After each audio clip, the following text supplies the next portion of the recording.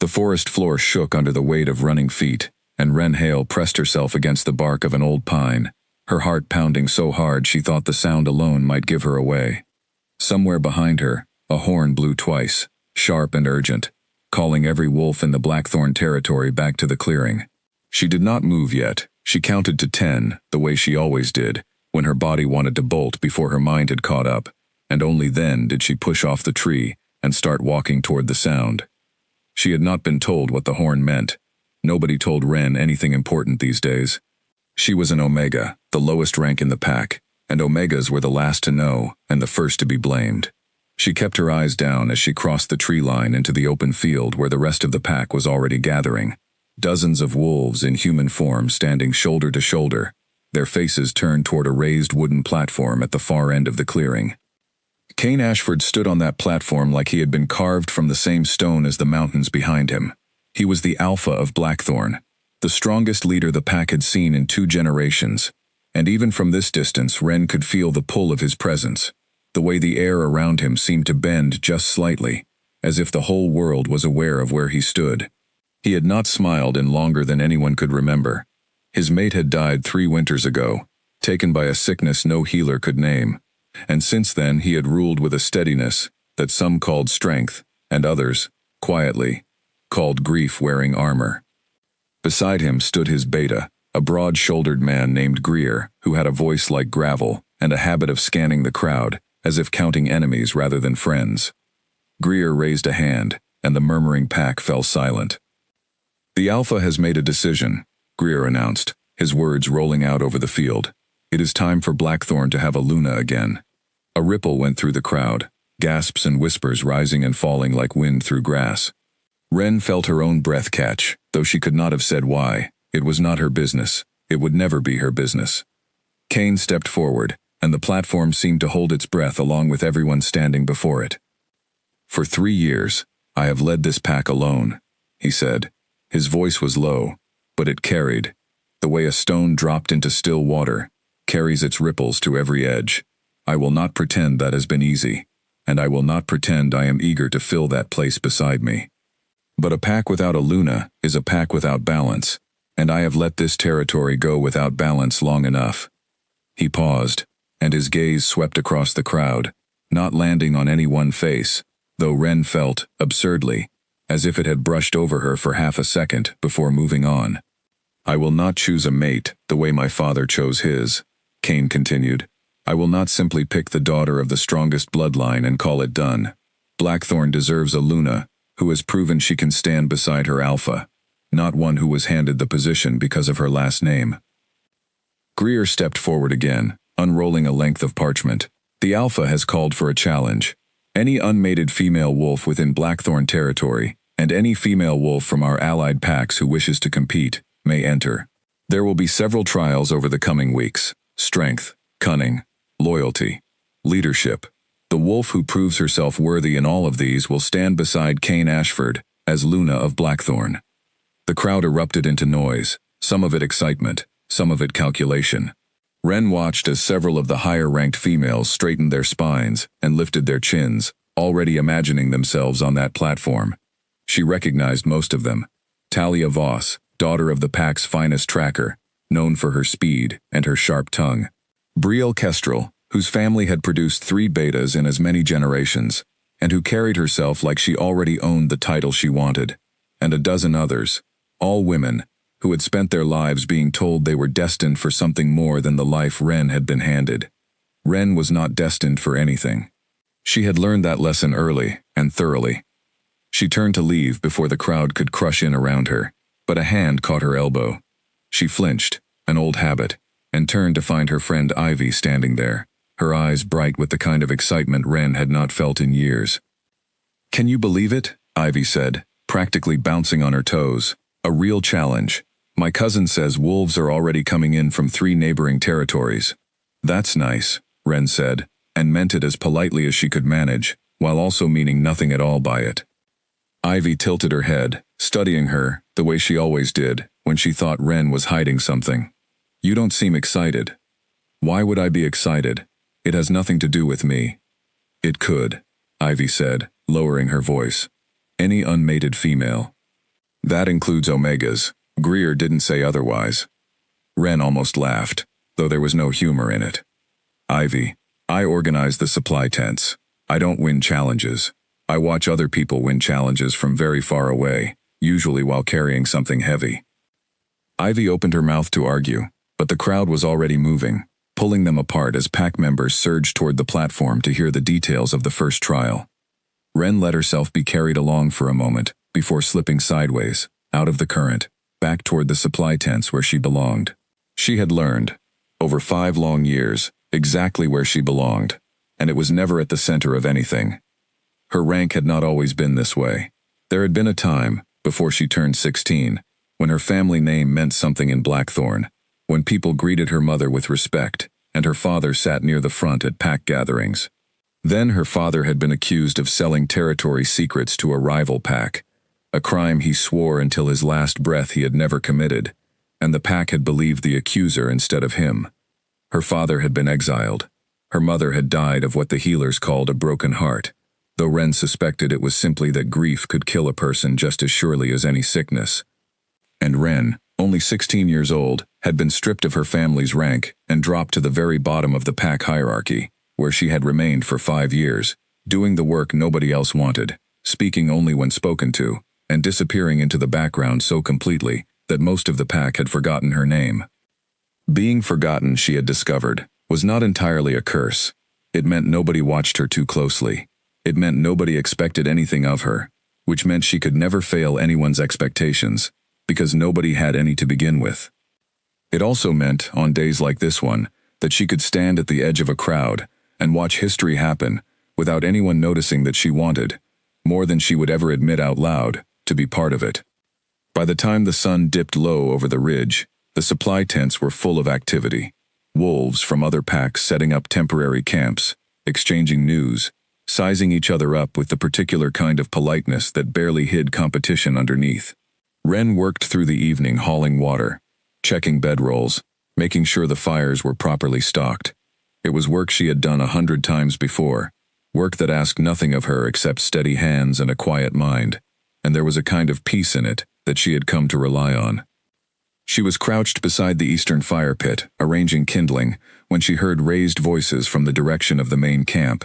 She straightened, curious despite herself, and saw a young wolf, barely more than a boy, being shoved backward by 2 larger men, wearing the colors of the Hollow Ridge pack, one of Blackthorn's allies who had sent contenders for the challenge.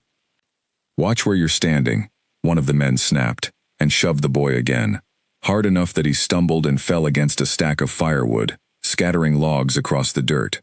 Ren was moving before she had decided to move. It was not bravery, not exactly.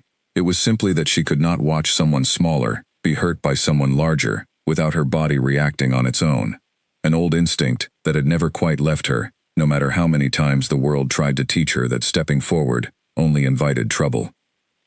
"He didn't do anything," she said, keeping her voice level as she crouched to help the boy gather the scattered wood. "The path narrows right there. Everyone trips on it in the dark."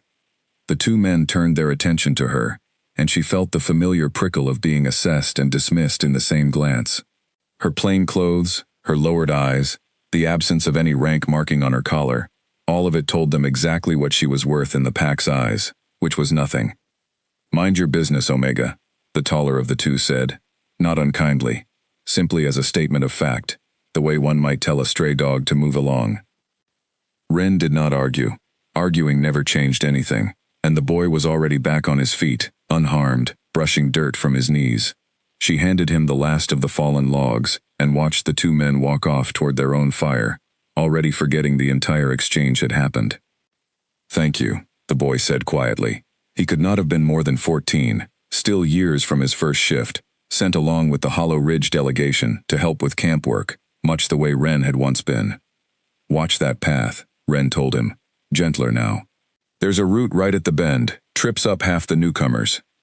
He nodded and hurried off, and Ren returned to her fire, telling herself the small ache in her chest was nothing, just the ordinary sting of being talked down to, which she had long ago trained herself to absorb without flinching. She did not know that someone had watched the entire exchange from the shadow of the supply tent, someone tall and quiet, who had come down from the main camp to check on the preparations personally, as he did most evenings, restless in the way men become restless when they have too much responsibility and not enough peace. Cain Ashford stood with his arms crossed, watching the small Omega woman calmly diffuse a situation that could have turned ugly, watching her deflect all credit and all attention the moment it was over, watching her disappear back into her work as though nothing at all had happened. He did not approach her. There was no reason to. She was a supply worker, one of dozens, and he had a challenge to oversee, and a pack to lead, and grief to keep locked somewhere it could not interfere with either. But he found himself standing there, a moment longer than he intended, watching the firelight catch the edge of her plain dark hair, before Greer's voice called him back toward the main camp, and he turned away, telling himself it meant nothing. The next morning, the first trial was announced. It would begin in 3 days, giving the arriving contenders time to settle, and the pack time to prepare the grounds. Wren heard about it the way she heard about everything, second-hand, passed along the supply lines by wolves more interested in gossip than in her opinion of it. A wilderness endurance test, they said. Contenders would be sent into the deep forest with minimal supplies and expected to survive, navigate, and return within 2 days. It would eliminate the weak ones quickly, Greer had said, and everyone repeated the phrase as if it were clever. Wren spent those 3 days exactly as she spent every other day, preparing supplies, checking equipment, making herself useful in the ways that never earned recognition, but always earned exhaustion. She told herself she felt nothing about the challenge, that it did not concern her, that watching Talia Voss practice her tracking skills in the training yard, or hearing Brielle Kestrel boast about her family's legacy, stirred nothing in her chest but mild, distant curiosity. She told herself this so many times that she almost believed it. On the third evening, as the camp buzzed with final preparations for the following morning's trial, Wren found herself standing at the edge of the training yard, watching the contenders run through drills under torchlight. There were 19 of them now, women from Blackthorn and 4 allied packs, all of them lean and confident and sure of their place in a story that was, by every rule Wren had ever been taught, not meant to include her. She watched Talia execute a perfect defensive role and rise smoothly into a fighting stance. She watched Brielle direct 2 junior wolves with the easy authority of someone born expecting to be obeyed. She watched, and something in her chest twisted, not with jealousy exactly, but with a kind of ache she did not have a name for. An ache that felt like standing outside a warm house in winter, watching light spill through the windows, knowing the door was not locked but also knowing, with absolute certainty, that it was not meant for her to open. "You should be resting," a voice said beside her, and Wren startled so badly she nearly dropped the folded blankets she was carrying. She turned and found herself looking up, quite a long way up, into the face of Cain Ashford. For a moment, she could not speak. She had seen him from a distance 100 times, had heard his voice carry across crowds, had felt the weight of his presence the way everyone in the pack felt it, but she had never stood this close to him, had never had his full attention rest on her alone. Up close he looked less like the stone-carved figure on the platform, and more like a man, tired around the eyes, a small scar along his jaw that she had never noticed before, his gaze steady but not unkind. "My Alpha," she managed, dropping into a small, automatic bow, the blankets nearly slipping from her arms. "You were at the Eastern Fire Pit 3 nights ago," Cain said. It was not a question. "The boy from Hollow Ridge." Wren's stomach dropped. She had not realized anyone had seen. "I was just helping him gather firewood." "You stood between him and 2 grown men twice your size, without raising your voice or your fists," Cain said. "That's not just helping with firewood." "He wasn't doing anything wrong," Wren said quietly, unsure why her Alpha was even discussing this with her, unsure whether she was in some kind of trouble for stepping between pack members and visiting allies, though surely, comforting a frightened boy could not be a punishable offense. Cain studied her for a long moment, long enough that Wren felt heat rise in her face and had to fight the urge to look away entirely. "What's your name?" "Wren, my Alpha. Wren Hale." Something flickered across his face at the surname, some faint recognition, gone before Wren could read it clearly. "Hale," he repeated, almost to himself. "You're not competing tomorrow." It was not quite a question, but Wren answered it as one anyway. "No, my Alpha. I'm working the supply line during the trial, making sure the contenders have what they need at the checkpoints. Do you want to be competing? The question landed so unexpectedly that Ren nearly laughed, a short, disbelieving sound that she caught before it could fully escape. It's not really a question of wanting, my alpha. Omegas don't enter challenges for Luna. I didn't ask about rules, Kane said. I asked what you wanted. Ren looked up at him properly then, searching his face for mockery and finding none, only that same steady, tired patience, as if he genuinely expected an honest answer and was willing to wait for it. She thought of the light spilling from windows she was not meant to open. She thought of 5 years spent making herself small enough to be safe. She thought of her mother's face, the day the pack turned its back on their family, and the particular kind of quiet her father had carried in his final letter, before he vanished from all their lives. It doesn't matter what I want, she said finally, and it was the most honest thing she had said to anyone in a very long time. Wanting things doesn't change what a person is allowed to have. Kane did not respond right away. Somewhere behind them, torchlight flickered against the training yard, and Talia Voss's laughter rang out sharp and confident across the grounds, and the whole world seemed, for just a moment, to be built entirely around people who had never once had to ask themselves whether their wanting mattered. That's a sad way to live, Ren Hale, Kane said at last, quietly enough that only she could hear it. It's a safe way to live, she answered, and before he could say anything else, she gathered her blankets more firmly against her chest and bowed again, murmuring a good night, and walked quickly back toward the supply tents, her heart hammering so hard she was certain he must have heard it. She did not look back to see whether he watched her go. She told herself it did not matter either way.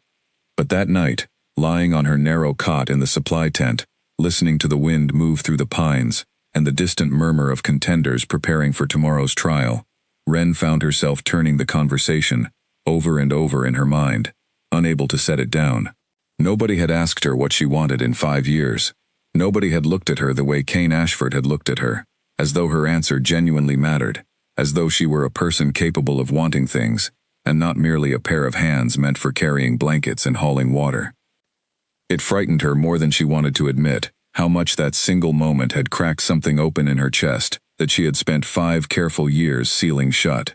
She pressed her palm flat against her sternum, as if she could physically hold the crack closed, and told herself firmly that tomorrow she would go back to being exactly what the pack expected her to be. Invisible, useful, safe. She fell asleep before she could fully convince herself, and in her dreams, for the first time in longer than she could remember, she was not standing at the edge of a crowd. She was standing in the center of it, and someone was finally, looking directly at her. The horn sounded at dawn, calling the pack to the eastern ridge where the first trial would begin, and Ren rose before the sun had fully cleared the tree line, already dressed, already moving, already telling herself that today was simply another day of carrying supplies, nothing more, nothing less, even as some small, stubborn part of her chest refused entirely to believe it. The morning air was sharp and cold, carrying the scent of pine sap and turned earth, and the entire pack had gathered along the ridge to watch the 19 contenders line up before Kane and Greer at the trailhead leading into the deep forest. Ren stood among the supply workers near the checkpoint tents, close enough to hear Greer's booming instructions carry across the crowd. 2 days, Greer announced. You will be given a single pack of minimal supplies. You must navigate to the 3 marked checkpoints and return to this ridge by sundown on the 2nd day. Those who fail to return, or who return without completing all 3 checkpoints, are eliminated from the challenge. The contenders exchanged glances, some confident, some already calculating routes, and Ren watched Talia Voss roll her shoulders back with the ease of someone who had trained for exactly this kind of test her entire life. Brielle Kestrel stood near the front, her chin high, already the picture of a future Luna. Kane stepped forward to address the contenders directly, and Ren felt her pulse quicken despite herself, remembering the weight of his attention from the night before, the strange, unfamiliar warmth of being asked what she wanted, rather than simply being told what she was. This trial will test more than your strength, Kane said, his voice carrying easily across the ridge. It will test your judgment. Blackthorn does not need a Luna who can outrun every wolf in the territory. Blackthorn needs a Luna who knows when to run, when to rest, and when to help someone who cannot keep pace. Several of the contenders nodded solemnly, though Ren suspected few of them truly absorbed the meaning behind his words. They were thinking of speed and strength, and the checkpoints marked on the maps clutched in their hands. They were not thinking, she guessed, about the kind of choices that could not be measured on any map at all. The horn sounded again, and the contenders surged forward into the tree line, vanishing one by one into the deep green shadow of the forest. The crowd on the ridge began to disperse, some wolves settling in to wait, others returning to their duties until word came from the checkpoints. Ren gathered her assigned supplies and made her way to the first checkpoint station, a small clearing 3 miles into the forest, where she and 2 other supply workers would spend the next 2 days, ensuring contenders had access to clean water and basic first aid should they need it. She did not know, as she walked the familiar trail toward the checkpoint, that this trial would become the moment everything in her carefully guarded life began, slowly and irreversibly, to change. By midday, the first checkpoint clearing had turned into a small, busy outpost. 3 supply workers stationed under a canvas awning with water skins, bandages, and dried food ready for any contender who passed through. Ren knelt beside the water barrel, filling flasks and setting them in a neat row, her mind drifting back, against her own wishes, to the conversation from the night before. She had almost convinced herself she imagined the whole thing. Alphas did not linger to speak with Omegas about wanting things. It simply was not done. And yet she could still hear his voice, low and steady, asking her a question no one had bothered to ask in 5 years, and she could still feel the strange, unsettled warmth that had spread through her chest in response. A shout from the trail pulled her out of her thoughts. The first contender had arrived, a lean, quick woman from the Hollow Ridge pack named Sable, breathing hard but moving with confidence. She grabbed a water flask, nodded her thanks, and pushed on toward the second checkpoint without slowing. 2 more contenders arrived within the hour, then 3 more, the pace of the trial settling into a steady rhythm of arrivals and departures. By late afternoon, Ren noticed a change in the pattern. Fewer contenders were coming through, and those who did looked increasingly strained, several nursing scraped knees or twisted ankles from the rough terrain. The forest beyond the checkpoint had grown darker under a bank of clouds rolling in from the west, and the wind had picked up, carrying the sharp scent of coming rain. "Storm's building," said one of the other supply workers, a broad-shouldered man named Colton, who had worked the checkpoints for 3 challenges before this one. "Going to make the second half of this trial miserable." Ren glanced at the darkening sky and felt a small knot of worry tighten in her stomach, though she could not have said for whom exactly she worried. All of them, she supposed, even the ones who had never spared her a kind word. The rain arrived just as the sun began to set, not a gentle rain, but a hard, driving downpour that turned the trail to mud within minutes. Ren and Colton worked quickly to secure the supply tent against the wind, tying down canvas and moving the most important supplies to higher, drier ground. Through the sheets of rain, she could just make out the shapes of contenders passing through the checkpoint, soaked and shivering, some pausing only long enough to grab a flask before pressing onward, determined not to lose ground. It was nearly full dark when Ren heard the cry. It came from somewhere down the eastern trail, faint beneath the roar of the storm, but unmistakably a cry of pain rather than frustration. Ren straightened immediately, straining to hear it again over the wind. "Did you hear that?" she asked Colton, who was busy securing a loose tent stake and had not noticed. "Hear what?" The cry came again, closer this time, and Ren was already moving before she had fully decided to, grabbing a lantern and a roll of bandages and pushing out into the rain, despite Colton's shout behind her that she should wait for backup, that it was not safe to go into the storm alone. She followed the sound down the eastern trail, her boots slipping in the mud, the lantern light swinging wildly with each hurried step, until she found her, huddled at the base of a steep embankment where the trail had clearly given way beneath her feet.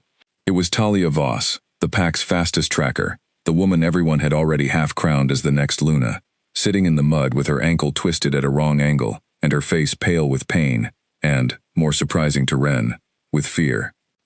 "Don't move it," Ren said immediately, crouching beside her and setting the lantern down where its light would do the most good. "Let me look." Talia flinched away instinctively, some old pride flaring even through the pain, I don't need help from a supply worker. I'll manage on my own. You can manage on your own after I make sure you haven't broken anything, Ren said, her voice calm but firm. The same voice she had used on the frightened boy from Hollow Ridge, steady enough to cut through panic without adding to it. Fighting me on this only wastes both our time, and the storm isn't getting any lighter. Talia stared at her for a long moment, rain streaming down both their faces, and then, slowly, some of the fight went out of her shoulders, and she allowed Ren to examine the ankle. It was swollen but not broken, a bad sprain rather than a fracture, though it would need to be wrapped tightly and kept off the ground for the trial to continue at all. You're going to need help getting back to the checkpoint, Ren said, already unwinding the bandage roll. Can you put any weight on it? I'll figure it out, Talia said, though the words carried less certainty than they had a moment before. Ren worked quickly, wrapping the ankle with the same careful attention she gave to every task, no matter how small, that had been placed in front of her. When she finished, she helped Talia to her feet, letting the taller woman lean her weight against her shoulder, and together, they made the slow, difficult trek back toward the checkpoint through the storm, Ren's lantern the only light guiding them through the darkness. By the time they reached the canvas tent, both of them were soaked through and shivering, and Colton hurried to help settle Talia beside the small fire they had managed to keep burning under the awning. Talia sat wrapped in a spare blanket, staring at her bandaged ankle. At the trial she had just lost through no fault of her own strength or skill, and something in her expression had shifted. Some hard edge softened by exhaustion, and, perhaps, by simple gratitude. Talia asked quietly, once she had caught her breath, "You didn't know it was me. It could have been anyone." "That's exactly why I came," Ren said, wringing water from her sleeve. "It didn't matter who it was." Talia studied her for a long moment, the firelight flickering across her face. "Most people would have waited for backup. Colton told me you didn't even think twice." Ren shrugged, uncomfortable with the attention, already reaching for a fresh flask of water to offer her. "I heard someone in pain. There wasn't really a decision to make." Word of the rescue traveled faster than Ren expected. By the time the storm cleared near midnight and the remaining contenders straggled through the checkpoint on their way to the final leg of the trial, several of them had already heard the story, retold and reshaped with each telling, until Ren's small act of ordinary decency had become, in the pack's gossip, something closer to legend. She caught the whispers as she worked through the night, restocking supplies, checking on the handful of injured contenders who had been forced to withdraw.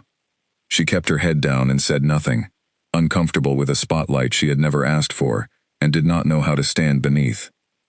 Word reached the main ridge camp before dawn, carried by a runner sent to inform Greer of the trial's overnight casualties.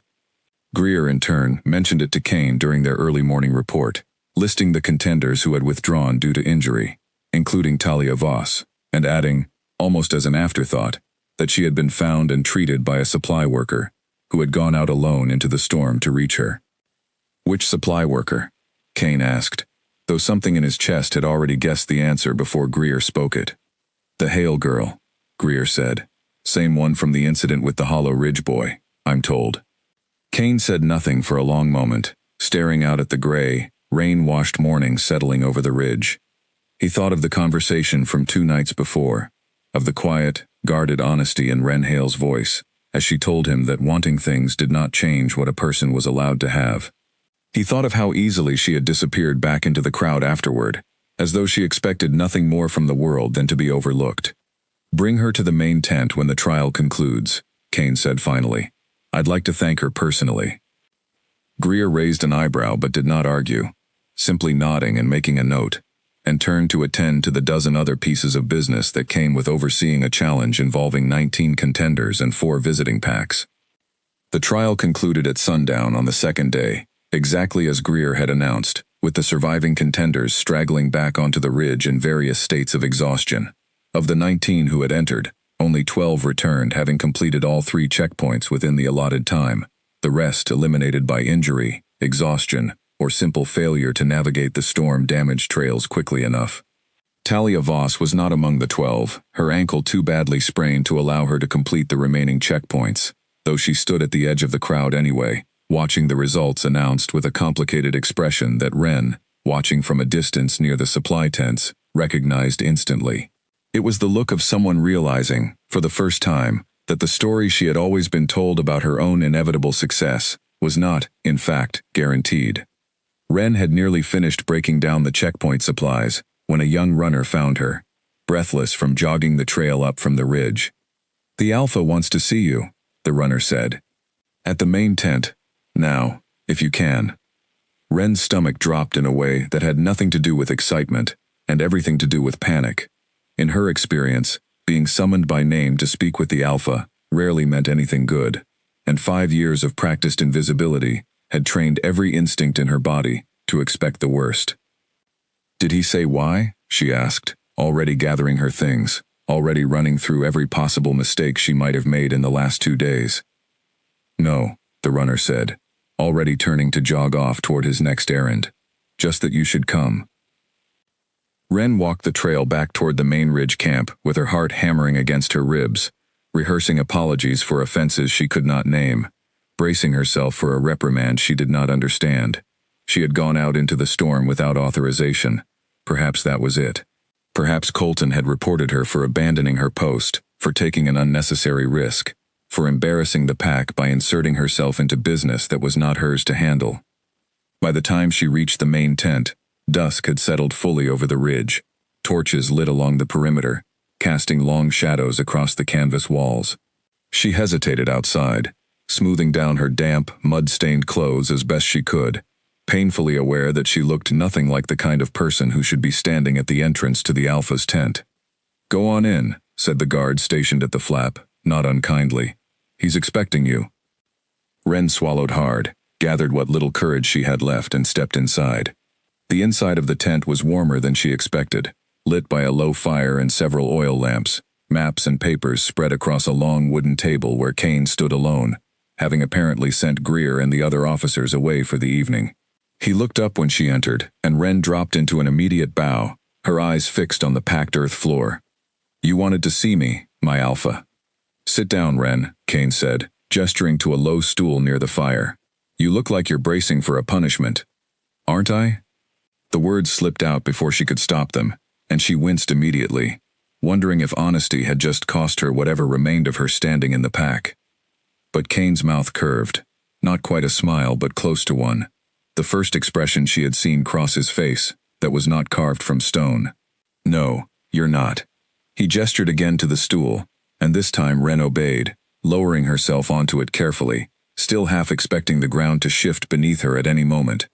"I heard what you did last night," Kane said, settling into the chair across from her. "Going out alone, into the storm for Talia Voss." Ren's face heated. "I only did what anyone would have done." "That's not true, and we both know it," Kane said, not unkindly, but with a directness that left no room for her usual deflection. "Colton told me you didn't hesitate." Most people hesitate when the person in trouble is someone who has never shown them a moment of kindness. You didn't. Ren shifted uncomfortably on the stool, unused to being examined so closely, unused to having her actions weighed and measured by anyone who mattered. "It didn't matter to me who it was. Someone was hurt, I could help." "That's exactly my point," Kane said, leaning forward slightly, his elbows braced on his knees. "Do you understand how rare that is? I have 19 contenders competing for the position of Luna, and not one of them stopped to help an injured rival during that trial. They ran past her. Some of them likely heard her call for help and kept moving, because slowing down would have cost them time. They were competing," Ren said, feeling an odd need to defend the very women whose spotlight she had never wanted for herself. "It's a challenge. Winning matters." "Winning matters," Kane agreed. "But what kind of Luna wins by stepping over someone she could have helped?" Ren had no answer for that, and the silence stretched between them, filled only by the crackle of the fire and the distant murmur of the camp, settling into evening. "I asked you 2 nights ago what you wanted," Kane said finally. "You told me wanting things doesn't change what a person is allowed to have. I've been thinking about that ever since." "It's true," Ren said quietly. "It's true for how this pack has treated you," Kane corrected. "That's different from it being true in general. I make the rules here, Ren Hale. And I'm telling you now that any unmated female wolf in this pack may enter the challenge for Luna. That includes Omegas. It always has. Nobody has simply told you that before, because nobody expected an Omega to want it." Ren stared at him, her pulse thundering so loudly in her ears, she was certain he could hear it. "You're saying I could enter?" "I'm saying you already could have," Kane said. "The rule was never written to exclude you, only assumption did that." For a long moment, Ren could not speak at all. 5 years of careful, deliberate smallness rose up inside her like a wall, every instinct screaming that this was a trap, that stepping forward now would only invite the kind of public failure and humiliation she had spent half a decade successfully avoiding. If she entered and lost, and of course she would lose, every eye in the pack would watch her fail, would remember exactly why an Omega had no business reaching for something so far above her station.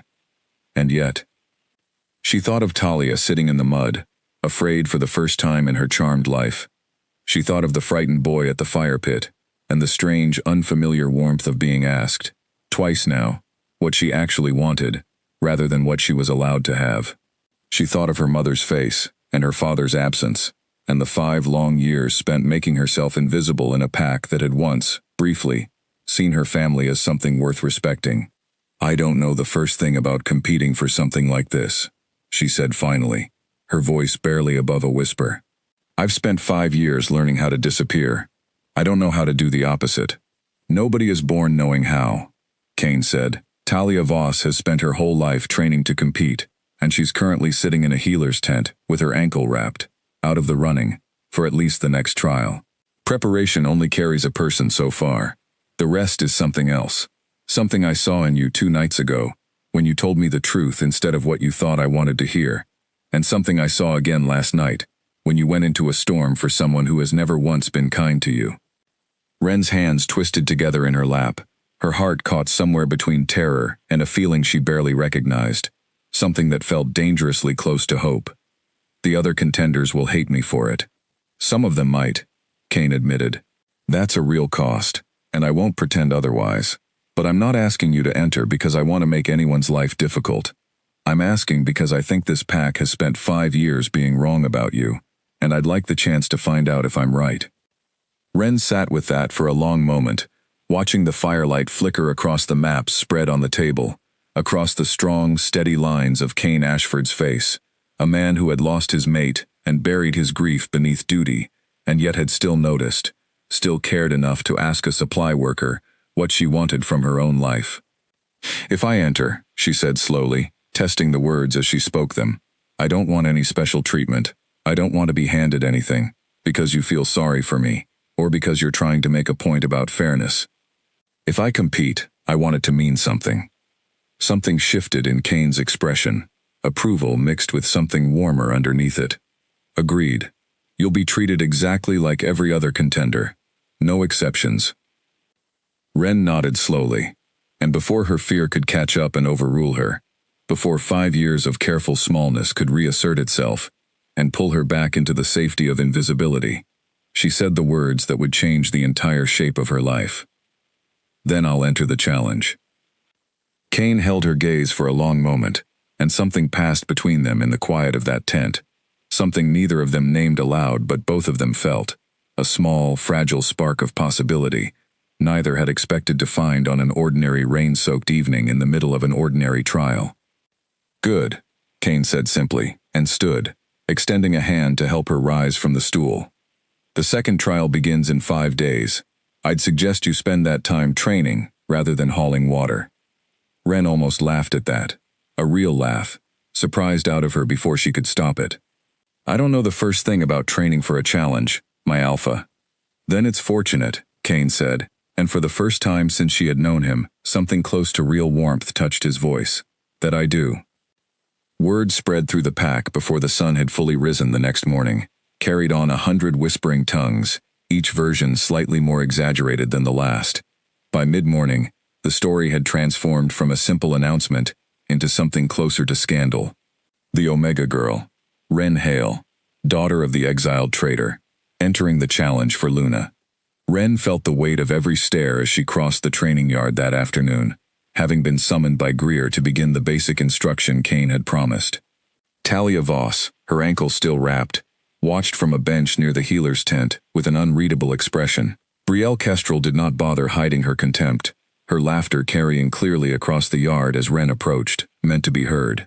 "Careful," Brielle called to one of her companions, loud enough to draw attention. Wouldn't want to bruise the poor thing. I hear Omegas break easily. A ripple of laughter followed, and Ren felt her face burn, every old instinct screaming at her to turn around, to retreat back to the safety of the supply tents, where nobody expected anything of her at all. But she thought of Kane's steady voice asking her what she wanted, and she thought of the fire crackling behind her, as she made a promise she intended to keep, and instead of retreating, she squared her shoulders and kept walking straight into the center of the yard, straight into the middle of every disbelieving stare, and did not look away from a single one of them. Greer met her in the center of the yard, his expression carefully neutral, though Ren suspected he had his own doubts about the Alpha's decision. He did not voice them. He simply handed her a wooden practice blade and gestured for her to take a basic stance, and for the next hour, Ren learned more about her own body than she had in 5 years of quiet, careful invisibility. She was not naturally gifted. Her first attempts at the stances Greer demonstrated were clumsy, her balance uncertain, her grip on the practice blade too tight in a way that made her wrist ache within minutes. But she had spent 5 years developing a different kind of strength, the strength of showing up every single day regardless of how tired or discouraged she felt, and she brought that same stubborn persistence to the training yard, running the same stance over and over, long after the other contenders had finished their sessions and drifted away to rest. Talia Voss watched from her bench near the healer's tent more often than Ren expected. On the 3rd day of training, as Ren stumbled through a footwork drill for perhaps the 20th time, Talia rose from her bench and limped over, leaning on a crutch the healer had fashioned for her. "Your feet are too far apart," Talia said, without preamble. "You're trying to plant yourself like a tree. You need to move like water instead." Ren straightened, wary, uncertain whether this was help or mockery dressed up as help. "I don't need instruction from someone I nearly beat by accident of storm and bad luck." Talia's mouth twitched, something that was almost a smile. "You didn't beat me. I hurt myself falling down an embankment like an idiot who didn't watch the trail properly. Then you carried half my weight through a storm to get me back safely, even though I've never once been kind to you, and even though helping me cost you nothing but risk." She paused, shifting her weight on the crutch. "I've had 4 days to think about that. I'd like to help you train. Consider it repayment." Ren studied her carefully, searching for the trick, the cruelty hidden beneath a friendly offer. She found none. Only the same complicated honesty she had glimpsed in Talia's face the night of the storm, the look of someone whose assumptions about the world had been quietly overturned. "All right," Ren said finally, cautious but willing. "Show me." The training that followed was unlike anything Greer's more formal instruction had offered. Talia, unable to spar with her ankle still healing, instead talked Ren through footwork and balance, drawing diagrams in the dirt with the end of her crutch, correcting posture with sharp but useful observations that came from a lifetime of genuine skill, rather than simple confidence. Ren found herself improving in ways she had not expected, not because she had suddenly become naturally gifted, but because Talia's guidance, combined with her own stubborn persistence, began to compound into real, visible progress. Word of the unlikely partnership spread through camp just as quickly as everything else had, and this time the whispers carried a different flavor.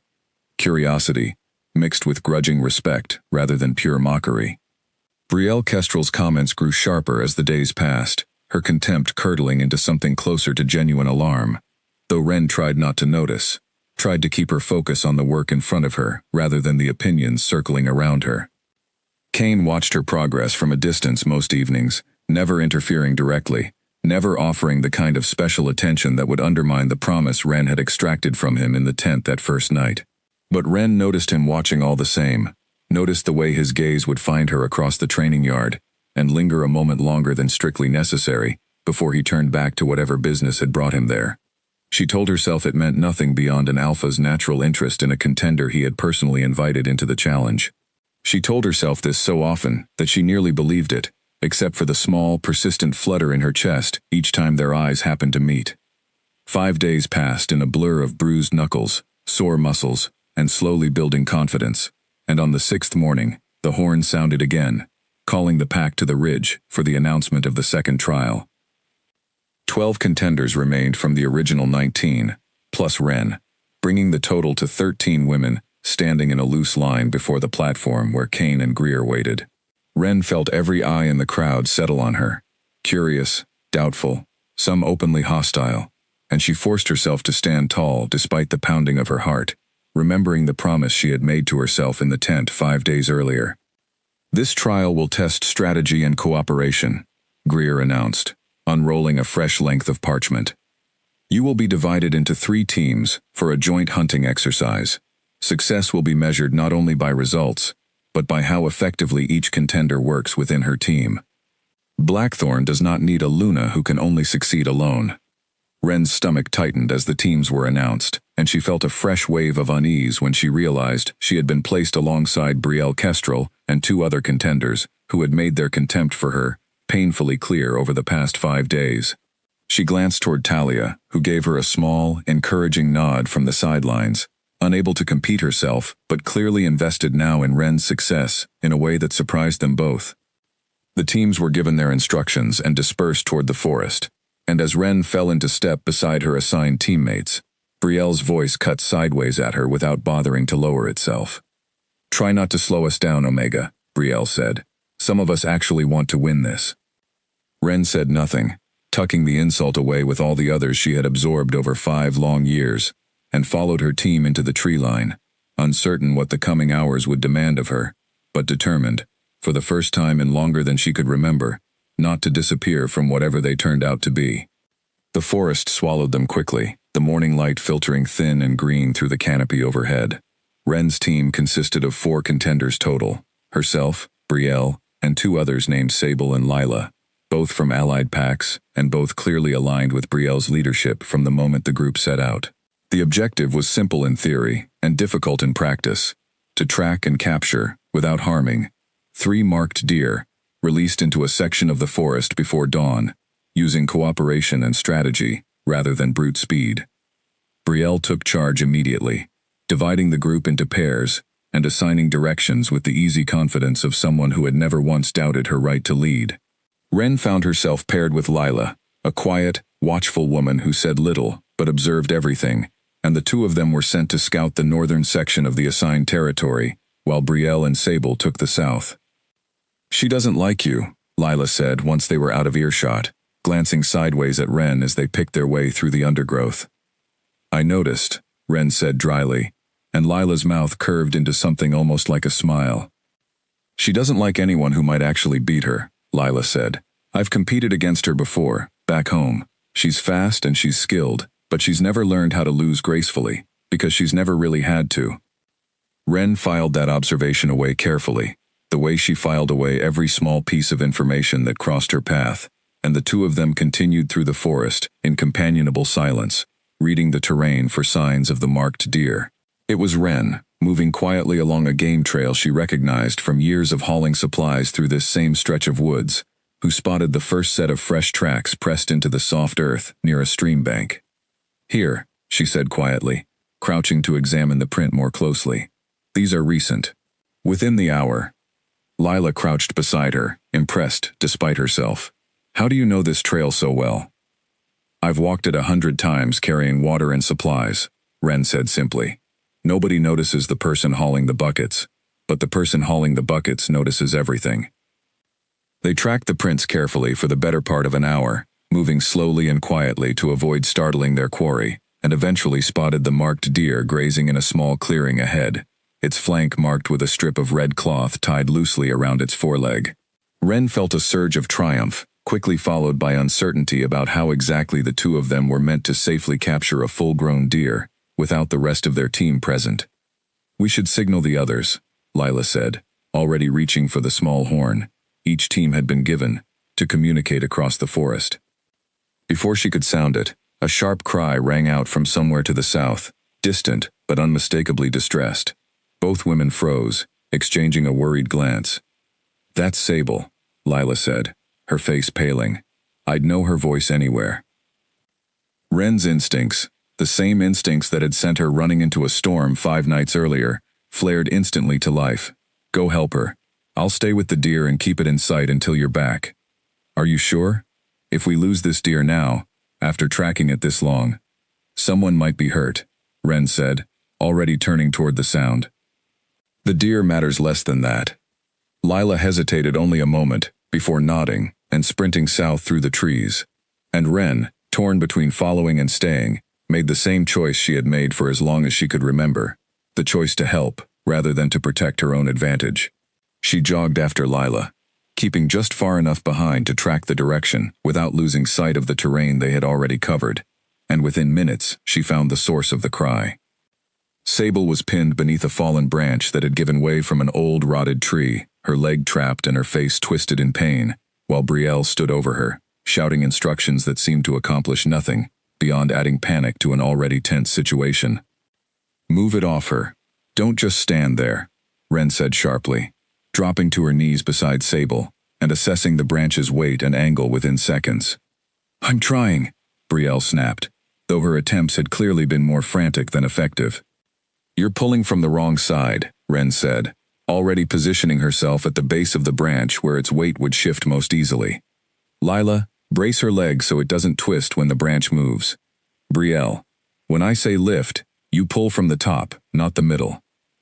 For once, Brielle did not argue, perhaps too rattled by the situation to object to instructions from an Omega, and the three of them worked together, coordinated and quick, until the branch shifted free, and Sable was able to pull her leg clear, gasping in relief and pain in equal measure. "It's not broken," Ren said after a careful examination, echoing the same calm assessment she had given Talia days before. "Bruised badly, maybe a sprain, but you should be able to walk on it with support." Sable nodded shakily, gripping Ren's offered arm to steady herself as she rose, and for a long moment, the four women stood together in the small clearing, the tension of the morning's competition momentarily forgotten in the simple relief of an injury avoided becoming something worse. "We lost the deer," Brielle said finally, some of her usual sharpness returning now that the crisis had passed. "Standing here helping her cost us the trial." "Sable's leg matters more than a deer," Ren said evenly, refusing to be baited into an argument she had no interest in having. Brielle opened her mouth to argue further, but Lila cut her off, her voice firm in a way Ren had not yet heard from her. "She's right, Brielle. And for what it's worth, the deer is still in the northern clearing where Ren left it. If we hurry, we can still catch up to it before the trial ends." Brielle's expression flickered with surprise, then something grudging and reluctant that might have been respect, though she covered it quickly with her usual composure. "Fine. Let's move then, before we lose the light along with everything else."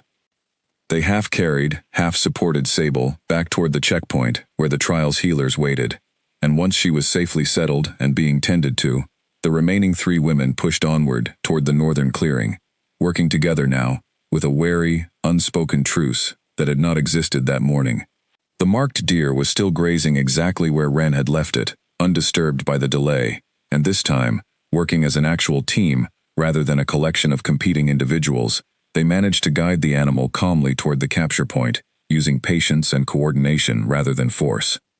When the horn sounded to signal the trial's end, Ren's team had successfully captured 2 of their 3 assigned deer, a respectable result given the time lost helping Sable, and as they made their way back toward the ridge, exhausted and mud-streaked but intact, Brielle fell into step beside Ren for the first time, without a single insult attached to the gesture.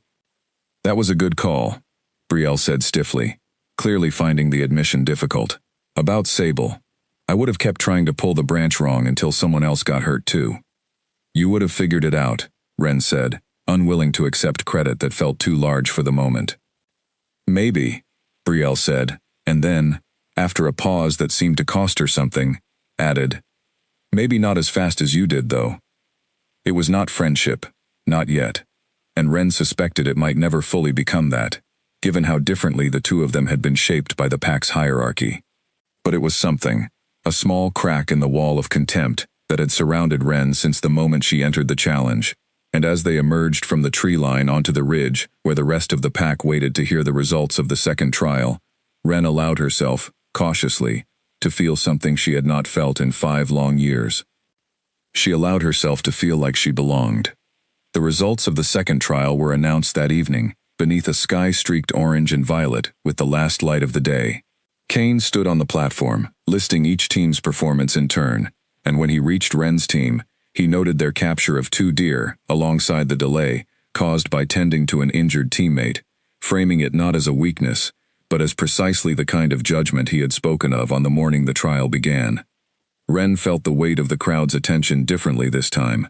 It was not the same hostile curiosity that had greeted her entry into the challenge 5 days earlier. It had shifted into something more complicated, part grudging respect, part genuine surprise, and part, she suspected, simple discomfort at having their assumptions about her quietly and repeatedly proven wrong. That night, unable to sleep despite her exhaustion, Ren found herself walking the quiet perimeter of the camp, past the dying embers of cook fires and the soft murmur of wolves settling in for the night. She did not expect to find Cain there, seated alone on a fallen log near the edge of the tree line, staring out at the dark shape of the mountains beyond the ridge. "Couldn't sleep either?" he asked, without turning, as though he had sensed her approach before she made a sound. "Too much to think about," Ren admitted, hesitating before he gestured for her to sit beside him. They sat in silence for a while, the kind of silence that did not demand to be filled, and Ren found herself, for the first time since entering the challenge, simply relaxing in someone's company without bracing for judgment or mockery. "Can I ask you something?" Cain said eventually. "Of course, my alpha." "Cain," he corrected gently. "Just Cain. When it's only the two of us like this." Ren's face warmed in the darkness, grateful he could not clearly see it. "All right, Cain. Your father," he said carefully, watching her reaction. "I remember the accusation, though I was young when it happened, barely more than a boy myself. I never fully understood the details." Ren's chest tightened, an old, familiar ache rising up at the mention of a wound she had spent 5 years trying not to touch. He was accused of selling territory information to a rival pack. There was never solid proof, only the word of another wolf, who claimed to have overheard him. The pack believed the accuser. My father was exiled before anyone bothered investigating properly. My mother never recovered from the shame of it. She died less than a year later. "And you were left to bear the consequences alone," Cain said quietly. "Rank passes through family lines," Ren said, her voice steady despite the old grief threading through it. "When my father fell, we all fell with him. I was 16. I went from being the daughter of a respected tracker to being an Omega overnight, and nobody ever explained the rule to me kindly. I simply learned it by watching how quickly people I had known my whole life stopped meeting my eyes." Cain was quiet for a long moment, his jaw tight, and when he spoke again, his voice carried an edge of something that might have been anger, though not directed at her. "That's not justice. That's punishment for a crime you never committed, handed down because it was easier than sorting out the truth." "It's how the pack has always worked," Ren said, though something in her chest loosened slightly at hearing someone else name the unfairness of it aloud. Someone with the actual power to have an opinion that mattered. "It's how the pack has worked, because nobody with the authority to change it ever bothered to look closely enough," Cain said. "I intend to look into your father's case properly, once the challenge concludes. He deserves an actual investigation, not a rumor treated as a verdict." Ren turned to look at him fully then, startled by the offer, uncertain how to respond to a kindness so large after years of receiving almost none at all. "Why would you do that for me?" Cain held her gaze in the dim light, something warm and unguarded crossing his usually careful expression. "Because you've spent this entire challenge proving, trial after trial, that you deserve to be seen clearly. It seems only fair that the rest of your story gets the same chance." Ren did not know what to say to that, and for a long moment neither of them spoke, the quiet between them charged with something new and fragile that neither seemed ready to name aloud. Eventually, Cain rose, offering her a hand to help her up from the log, and as her fingers closed around his, she felt a warmth spread through her chest that had nothing to do with grief, and everything to do with the strange, unfamiliar sensation of being truly seen. "Get some rest," Cain said, releasing her hand reluctantly. "The pack will start talking soon enough about how much time their alpha is spending near the supply tents. I'd rather you hear it from me first than from the gossip." Ren felt her pulse quicken at the implication buried in his words, but she only nodded, murmuring a good night before turning back toward her tent, her mind spinning with everything the evening had revealed.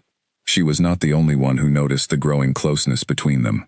Over the following days, as the pack settled into the rhythm of waiting for the third trial, whispers began to circulate that carried a different weight than the earlier mockery. Some wolves seemed genuinely pleased, remarking that it was about time their alpha showed interest in something beyond duty and grief. Others were less generous, and among the less generous, Brielle Kestrel's earlier grudging respect began to curdle once again into something sharper, watching Ren with narrowed eyes each time Kane's attention lingered a moment too long in her direction. It was Talia, still recovering but increasingly present at Ren's side during training, who first warned her of the shifting mood. "People are starting to talk," Talia said one afternoon, watching Ren practice footwork in the training yard. "Not just about the challenge, about you and the alpha." Ren faltered mid-stance, nearly losing her balance. "There's nothing to talk about. He's simply been kind to me."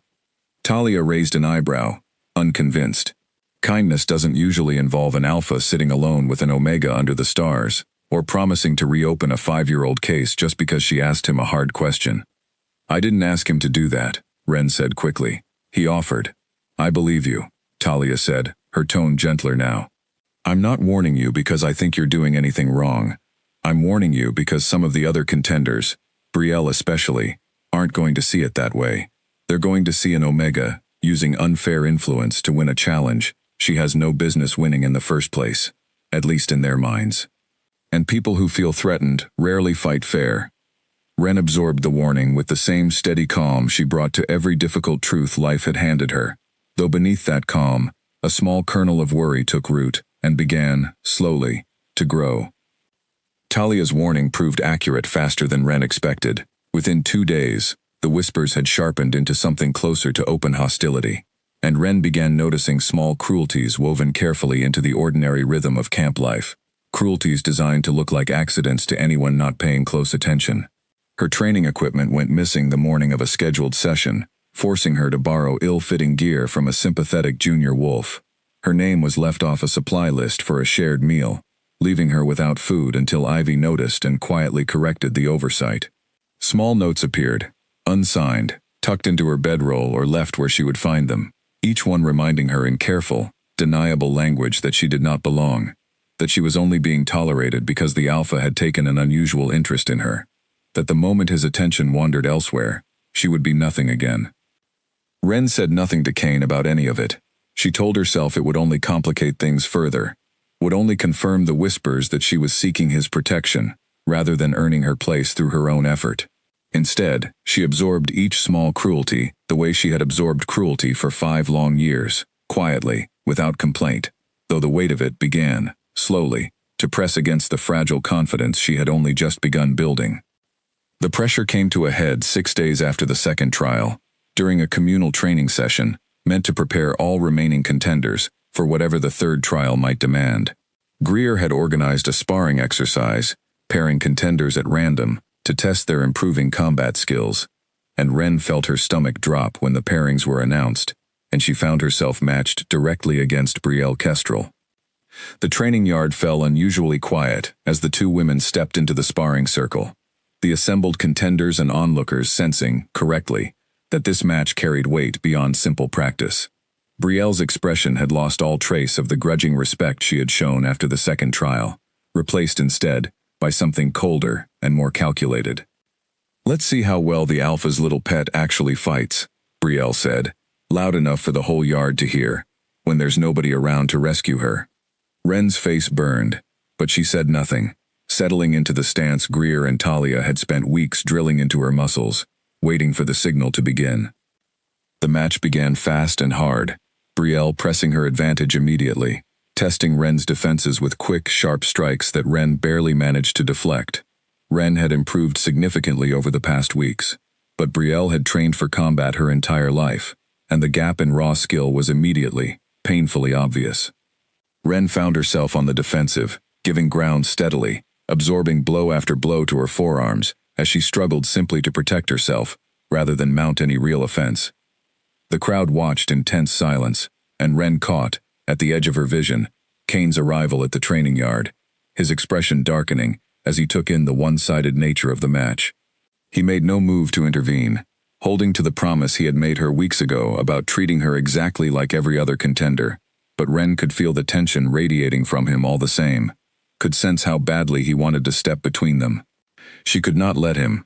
If he intervened now, It would confirm every whisper, every unsigned note, every cruel assumption that she survived this challenge only through his protection, rather than her own strength. So instead, gritting her teeth against the ache building in her arms, Ren forced herself to think, not to simply defend, but to remember everything Talia had taught her about moving like water instead of standing like a tree. She let Brielle's next strike carry through empty air as she shifted her weight at the last possible moment, redirecting the taller woman's momentum with a technique Talia had drilled into her a dozen times over the past week, a technique built not on strength but on precision and timing. Brielle stumbled, caught off balance for the first time in the match, and Ren used the opening to press forward rather than retreat, striking quickly at the gap Brielle's stumble had created. The crowd's tension shifted audibly, murmurs rippling through the onlookers as the match's momentum began, slowly and unmistakably, to turn. Brielle recovered quickly, her pride clearly stung, and pressed her attack with renewed aggression, but Ren held her ground now, using the smaller, more efficient movements she had spent weeks practicing to conserve her energy, while Brielle's increasingly frustrated strikes grew wilder and less controlled. The match ended not with a clean victory for either woman, but with both of them exhausted, breathing hard, Ren having successfully defended herself for the full duration without being overwhelmed, a result that would have seemed impossible to anyone watching the match's opening exchanges. Greer called the match to a close, declaring it a draw based on the rules of the exercise, and the training yard erupted into a mixture of surprised murmurs and, from a handful of contenders who had quietly begun rooting for the Omega who refused to back down, genuine applause. Brielle stalked off without a word, her jaw tight with humiliation, and Ren stood in the center of the circle, breathing hard, her arms aching and bruised, and felt something unfamiliar settle into her chest. It was not triumph exactly.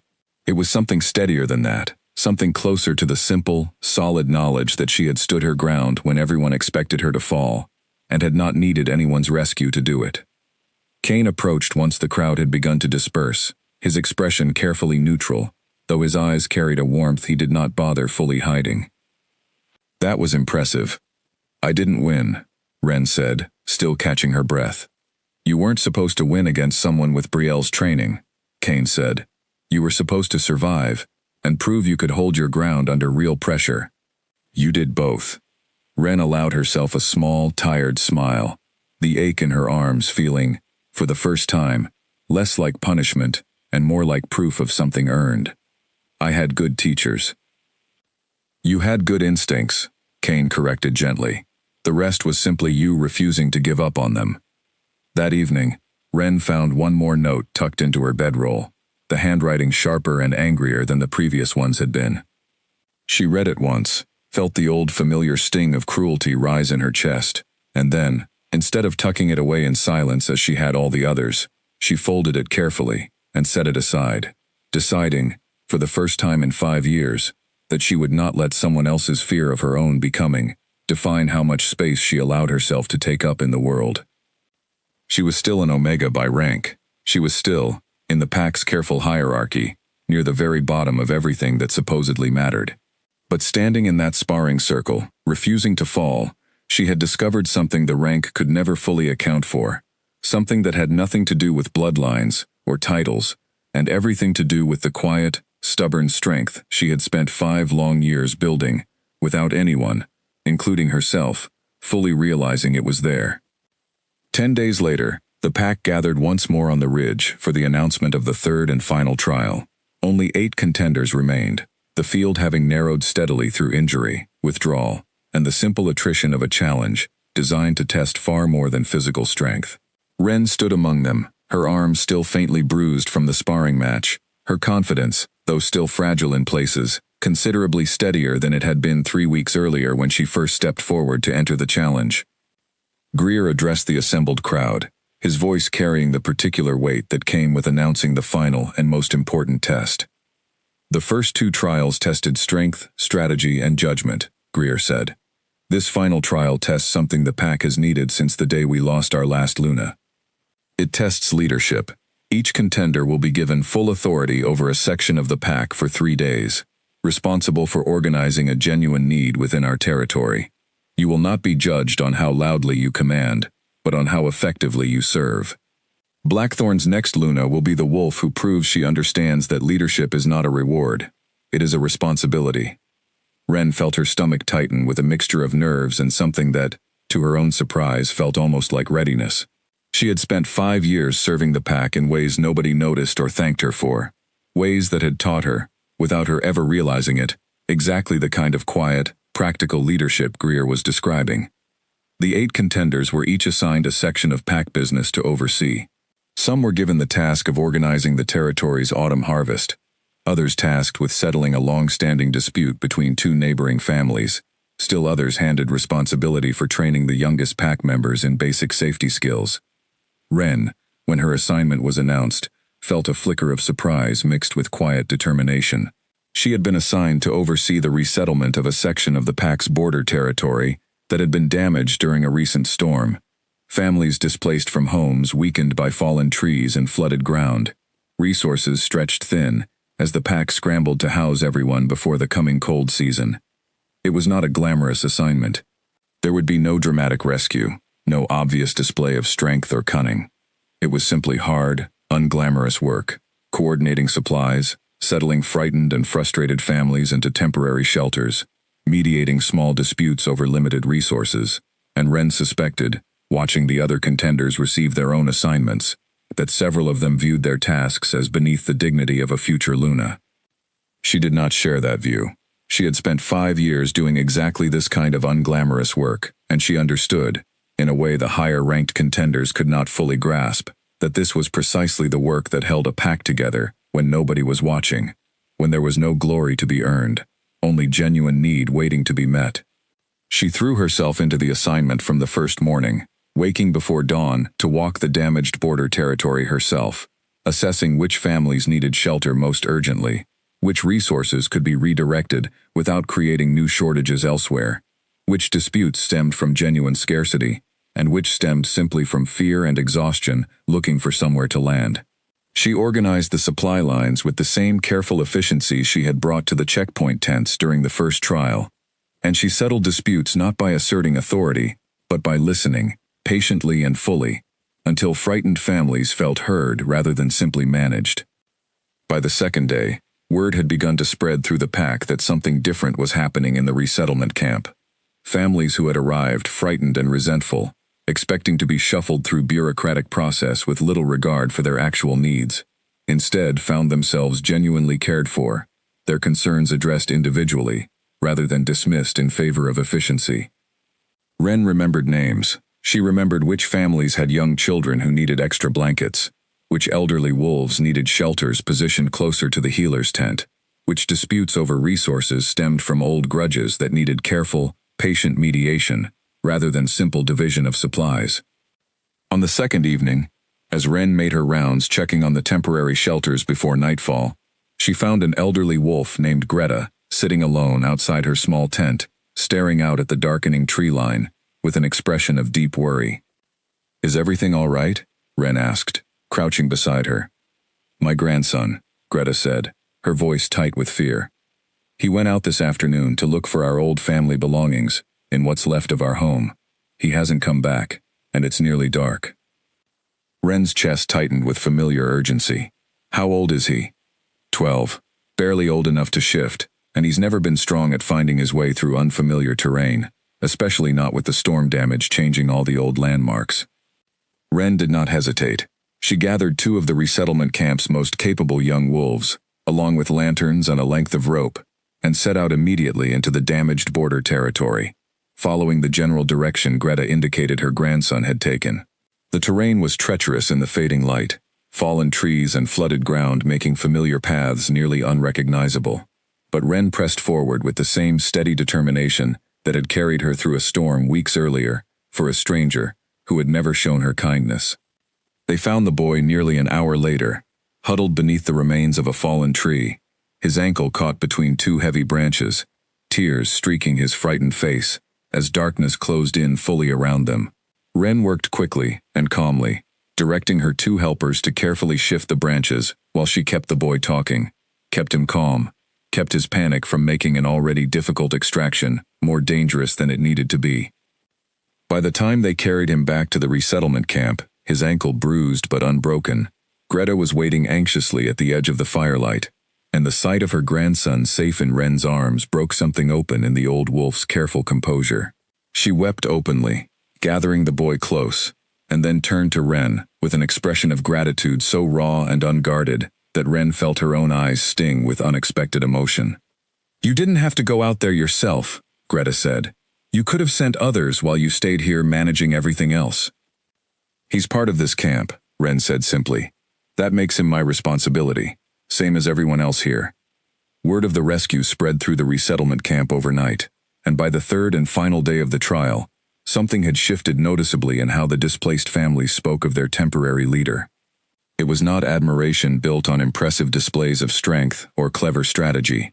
It was something steadier and, Ren suspected, considerably rarer, the deep, quiet trust that comes from genuinely being cared for by someone who asks for nothing in return.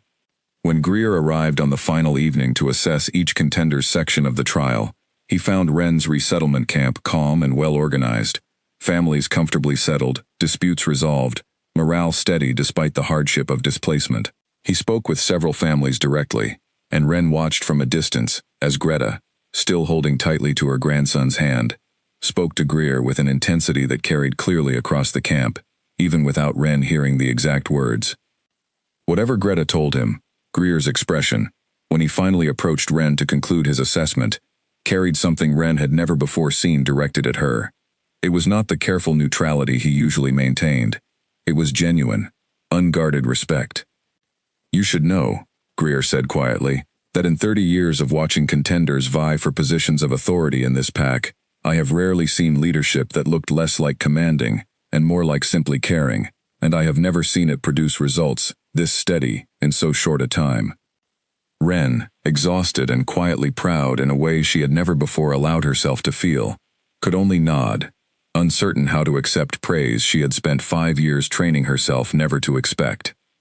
"The final results will be announced tomorrow evening," Greer continued, "but I think you already know, Ren Hale, that whatever the outcome, you have proven something in these 3 trials that no amount of raw strength or clever strategy could ever fully replace." The night before the final results were to be announced, an urgent horn sounded across the entire territory, sharp and continuous, the specific pattern that every wolf in Blackthorn had been trained since childhood to recognize as a call to immediate defense. Ren bolted upright in her cot, heart pounding, and was out of her tent within seconds, joining the confused, hurried rush of pack members, converging toward the northern boundary where the alarm had originated. The story reached her in fragmented pieces as she ran. A rival pack, territory-hungry and emboldened by rumors that Blackthorn's leadership was distracted by an internal challenge, had crossed the northern boundary under cover of darkness, testing the pack's defenses in what could easily become the opening move of a larger conflict if not handled immediately and decisively. Ren arrived at the northern boundary to find chaos only barely contained by discipline, Kane and Greer already directing wolves into defensive positions, the resettlement camp she had spent 3 days carefully organizing, dangerously close to the point of incursion, its temporary shelters offering little protection should the conflict escalate further.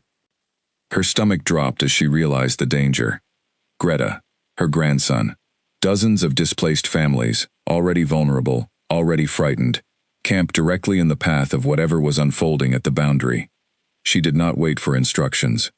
She turned and ran straight for the resettlement camp, weaving through the chaos of pack members rushing in the opposite direction toward the boundary, and arrived to find the camp already waking to the alarm, families emerging from their shelters in confusion and fear, uncertain what was happening or what they were meant to do. "Everyone needs to move to the central gathering point immediately," Ren called out, her voice carrying with an authority she did not know she possessed until the moment she needed it. "Gather only what you can carry quickly. We're moving away from the boundary, toward the healer's camp near the ridge." For a moment, chaos threatened to overwhelm her instructions entirely. Frightened families moving in a dozen different directions at once, children crying, elderly wolves struggling to gather belongings, with hands shaking from fear. But Ren had spent 3 days learning every name in this camp, every family's specific needs, and she used that knowledge now, moving quickly from shelter to shelter, directing families by name, assigning the strongest among them to help carry the weakest, organizing the evacuation with the same calm, Practical efficiency she had brought to every task the challenge had asked of her. "Greta," Wren called, spotting the elderly wolf struggling to gather her grandson and their few remaining belongings at once. "Let me carry him. You focus on staying steady on your feet." Greta did not argue, handing her grandson over gratefully, and Wren settled the frightened boy against her hip, keeping her voice low and calm even as her own heart hammered with urgency. "You're safe. We're just moving to somewhere even safer. Can you help me by staying quiet so the little ones around us don't get more scared?" The boy nodded, burying his face against her shoulder, and Wren pressed forward, directing the evacuation with a steady stream of calm instructions, checking constantly over her shoulder to make sure no family had fallen behind, no elderly wolf struggled alone with more than they could carry. They had covered perhaps half the distance to the healer's camp when a group of unfamiliar wolves burst from the tree line ahead of them, cutting off the path Wren had chosen. 3 scouts from the invading pack, who had apparently slipped past Blackthorn's boundary defenses in the confusion, and stumbled directly into the path of the fleeing resettlement camp. Panic rippled instantly through the families around her, several wolves crying out in fear, and Wren felt her own instincts scream at her to run, to protect herself and the child in her arms above all else. But behind her stretched 24 frightened, vulnerable families who had trusted her to lead them to safety, and running now would mean abandoning every single one of them to whatever the 3 scouts intended. She did not run. Instead, she set the boy down gently behind her, positioning her own body between him and the approaching scouts, and drew herself up to her full height, projecting a calm she did not entirely feel but had learned, over 3 trials and 5 years of quiet survival, how to summon when it mattered most. "This is a resettlement camp," she said clearly, her voice steady, despite her racing pulse. "Women, children, and elderly wolves, displaced by storm damage. We are not part of whatever conflict is happening at the boundary, and we have no interest in becoming part of it. Let us pass safely, and there's no reason for anyone here to be harmed." The lead scout, a lean, hard-eyed wolf, who clearly had not expected to be addressed so directly by an apparently unranked woman standing alone before an entire camp of civilians, hesitated, studying her carefully. For a long, tense moment, nobody moved, the only sound the distant clash of the ongoing conflict at the boundary and the frightened breathing of the families gathered behind Wren. "We're not here for civilians," the scout said finally, his voice carrying a wariness that suggested he, too, had no interest in a confrontation that would accomplish nothing beyond needless harm. "Move your people through, quickly, before the fighting spreads this direction." Wren did not relax until the scouts had melted back into the tree line, and only then did she allow herself a shaking breath, gathering the boy back into her arms and pressing the evacuation forward with renewed urgency. They reached the healer's camp near the ridge without further incident, and Wren spent the remainder of the night moving among the frightened families, checking on the injured, comforting crying children, ensuring every single person who had followed her out of the resettlement camp arrived safely and accounted for. By the time dawn broke over the ridge, word had spread that Blackthorn's warriors, led personally by Kane, had successfully repelled the incursion, driving the rival scouts back across the boundary with minimal injury on either side, the conflict resolved before it could escalate into something far more costly. Wren, exhausted and streaked with dirt from the long night, sat wrapped in a blanket near the healer's fire, finally allowing herself to feel the full weight of the fear she had held at bay for hours. Kane found her there as the sun climbed fully over the ridge, his own face lined with exhaustion, but his eyes immediately searching her face, checking for injury, with an intensity that made Wren's breath catch, despite everything her body had already endured that night. "I heard what you did," he said quietly, settling beside her without waiting for permission. "Greer told me. You evacuated the entire resettlement camp alone, and then stood between them and 3 armed scouts without a single weapon in your hands." "I didn't think about it," Wren said honestly, still trembling slightly with the aftermath of adrenaline. "I only thought about getting everyone to safety." "That's exactly the point," Kane said, his voice rough with an emotion he did not bother hiding. "You didn't think about it because it's simply who you are. I've watched contenders train for weeks to prove they could lead this pack, Wren. You proved it last night by doing exactly what you've always done, without anyone asking you to, without any challenge requiring it of you." Wren looked up at him, exhaustion and relief and something warmer tangled together in her chest, and for a long moment Neither of them spoke, the quiet between them filled with everything the long, dangerous night had revealed about who she truly was, beneath 5 years of careful invisibility. "The final results are still meant to be announced this evening," Kane said finally. "But I think, after last night, the entire pack already knows the answer, whether Greer reads it aloud or not." By evening, the entire pack had gathered once more on the ridge, exhaustion from the previous night's conflict still evident on many faces, but beneath that exhaustion ran a current of anticipation that Ren could feel humming through the crowd as she took her place among the remaining contenders. Word of the resettlement camp's evacuation had spread through every corner of the territory by midday, growing, as such stories do, with each retelling, though Ren noticed with quiet relief that this particular story needed no exaggeration to carry weight. The truth alone had proven powerful enough. Kane stood on the platform, and though weariness lined his features, his presence carried the same steady, unshakable authority it always had, perhaps more so now, having spent the previous night personally defending the boundary his pack called home. "Before I announce the results of this challenge," Kane began, his voice carrying easily across the silent, waiting crowd, "I want to speak plainly about what I hoped to find when I called for it 3 weeks ago." He paused, his gaze moving slowly across the assembled contenders before settling, briefly, on Ren. "I did not want a Luna who could simply outrun or outfight every wolf in this territory," Kane continued. "Strength matters, but strength alone has never been what holds a pack together through hardship. I wanted a Luna who understood that leadership is a responsibility carried on behalf of others, not a prize claimed for oneself. I wanted someone who would run toward danger for a stranger's sake, who would notice the family nobody else remembered to check on, who would stand between her people and harm without waiting to be asked or thanked for it."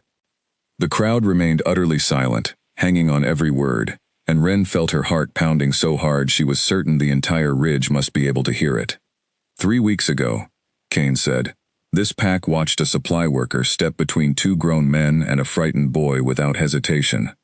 We watched her walk alone into a storm, to save a rival who had never shown her a moment of kindness. We watched her enter a challenge everyone believed was not meant for her, and prove, trial after trial, exactly how wrong that belief had always been. Last night, we watched her lead an entire camp of frightened, displaced families to safety, through the middle of a genuine crisis, standing unarmed between them and armed scouts because protecting them mattered more to her than protecting herself." Ren felt tears rise unexpectedly in her eyes, the weight of 3 weeks, of 5 years, of a lifetime spent believing she did not matter enough to be seen, finally breaking loose in the warmth of Kane's steady, public acknowledgement. "Blackthorn does not need a Luna chosen because of the family she was born into, or the rank she happened to inherit," Kane said, his voice softening even as it carried across the silent ridge.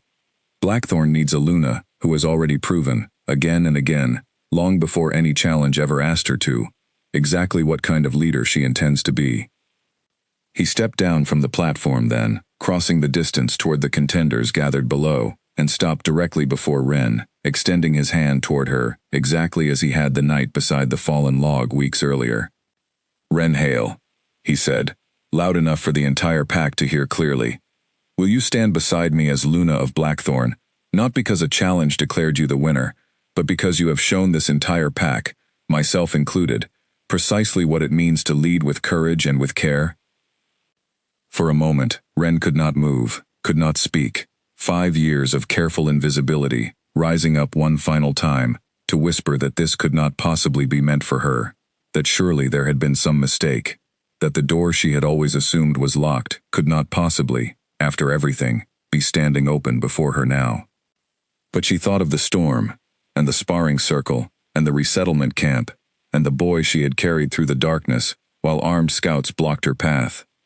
She thought of every quiet act of courage she had performed, not because a challenge demanded it, but because it was simply, fundamentally, who she was. "Yes," she said, her voice breaking slightly on the single word, and then, steadier, "Yes, I will." The ridge erupted into sound, cheers and applause rolling across the crowd like a wave, and as Kane's hand closed warmly around hers, Ren caught sight of familiar faces scattered through the celebrating pack. "Talia," grinning despite her still healing ankle. Ivy, openly weeping with joy. Even Brielle, standing near the back of the crowd, offered a small, reluctant nod that carried, in its own complicated way, a kind of respect Ren had never expected to earn from her.